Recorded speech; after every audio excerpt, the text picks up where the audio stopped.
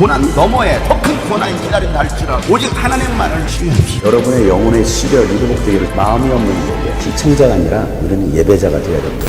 샬롬, 오늘은 예수님께서 무덤에 들어가신 지 하루가 된 날입니다. 오늘도 주의 말씀을 통해서 주님을 깊이 생각하는 하루가 되기를 간절히 소망합니다. 함께 나눌 말씀은 마가복음 15장 33절부터입니다. 낮 12시가 되었을 때에 어둠이 온 땅을 덮어서 오후 3시까지 계속되었다. 3시에 예수께서 큰 소리로 부르짖으셨다. 엘로이 엘로이 레마 사박다니. 그것은 번역하면 나의 하나님 나의 하나님 어찌하여 나를 버리셨습니까 하는 뜻이다. 거기에 서 있는 사람들 가운데서 몇이 이 말을 듣고서 말하였다. 보시오, 그가 엘리야를 부르고 있어. 어떤 사람이 달려가서 해면을 신포도주에 푹 적셔서 갈대에 꿰어 그에게 마시게 하며 말하였다. 어디 엘리야가 와서 그를 내려주나 두고 봅시다. 예수께서는 큰 소리를 지르시고서 숨지셨다.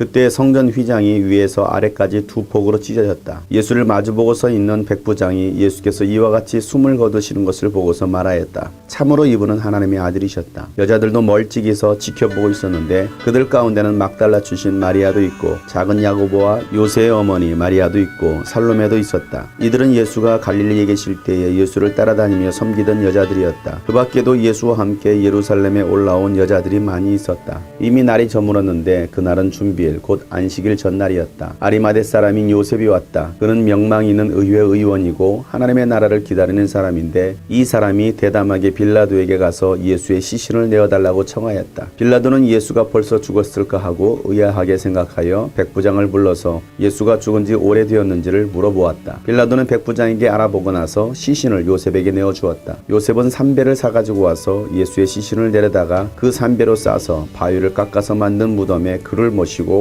무덤 어귀에 돌을 굴려 막아놓았다. 막달라 마리아와 요새의 어머니 마리아는 어디에 예수의 시신이 안장되는지를 지켜보고 있었다. 아멘. 예수님은 안식일 전날인 6월절에 골고다 언덕으로 오르십니다. 그리고 오전 9시에 십자가에 매달리십니다. 예수님께서 죽으신 오후 3시 360분 동안 물과 피를 쏟으시는 고통의 시간을 보내십니다. 십자가 처형은 그 당시 가장 흉악한 범죄자들에게 행하는 가장 잔인한 처형이었습니다. 온몸에 채찍으로 상처가 나 있고 머리에는 가시멸관이 씌어져 있고 양손과 양다리에는 대못이 박혀 있습니다. 예수님은 360분 동안 인간이 느낄 수 있는 극도의 고통을 겪으시면서 죽어가십니다. 마지막 숨을 거두기 전 오후 3시가 되었을 때에 큰 소리로 부르짖습니다. 엘로이 엘로이 레마 사박다니. 나의 하나님 나의 하나님 어찌하여 나를 버리시나이까. 이 부르짖음은 시편 22편 1절에 다윗이 고난 중에 하나님 앞에 했던 기도입니다. 나의 하나님 어찌하여 나를 버리시나이까.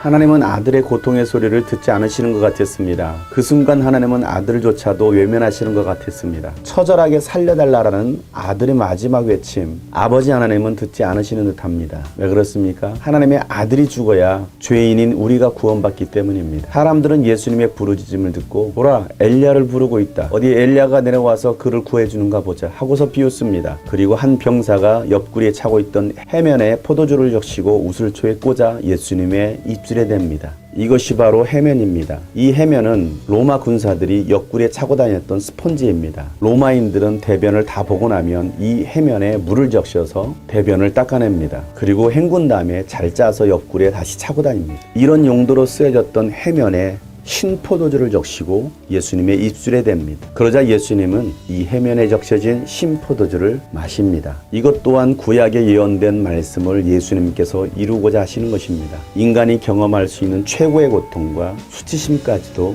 예수님은 다 당하신 것입니다. 예수님은 마지막으로 아버지여 내 영혼을 받으시옵소서 하고 숨을 거두십니다. 그때 성전의 성소와 지성소를 가로막고 있는 휘장이 위에서부터 아래로 찢어집니다. 예수님의 육체의 죽음을 통하여서 이제는 하나님께로 직접 나아갈 수 있는 길을 예수님께서 열어놓으신 것입니다. 예수님의 죽음을 맞은편에서 봤던 백부장은 참으로 이분이 하나님의 아들이셨구나라고 고백합니다. 그렇습니다. 예수님은 하나님의 아들이셨습니다. 예수님의 죽음을 처음부터 끝까지 지켜봤던 사람들이 있습니다. 그들은 제자들이 아니었습니다. 그들은 연약한 여인들이었습니다. 성경은 그 여인들의 이름을 기록하고 있습니다. 유대 사회에서 인정받지 못하고 소외되었던 가난한 여인들, 병들었던 여인들, 하지만 예수님을 사랑하고 섬겼던 여인들입니다. 족보에도 남겨지지 않는 여인의 이름이 성경은 기록하고 있습니다. 제자들은 다 떠났는데 많은 여인들이 예수님의 죽음을 지켜봤습니다. 예수님은 6시간 만에 돌아가셨습니다. 십자가 처형은 며칠 동안 고통을 당하다가 죽는 참수형입니다. 그런데 예수님은 6시간 만에 돌아가셨습니다.